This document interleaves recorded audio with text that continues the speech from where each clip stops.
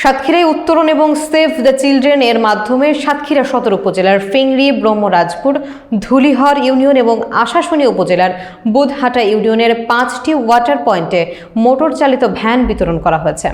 বিস্তারিত থাকছে মোকাররম বিল্লাহ ইমনের তথ্যচিত্রে।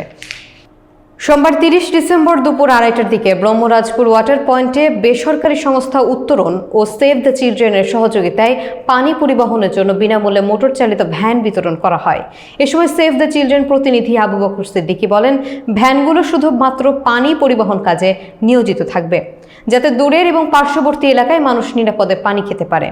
এ সময় উপস্থিত ছিলেন সভাপতি রজব আলী, সোমনাথ, স্বপ্না ঘোষাল, মিনতি সাহা, গোপাল সাহা, রঞ্জিন ইসলাম, এছাড়াও সেভ দ্য চিলড্রেন প্রতিনিধি আবু বকর সিদ্দিকী, উত্তরণের প্রকল্প সমন্বয়কারী Mohammad Ali, project officer Abu Taher, SM Chatak, field organiser Farhana Diba, Abdullah hill বাকি সহ আরও অনেকে।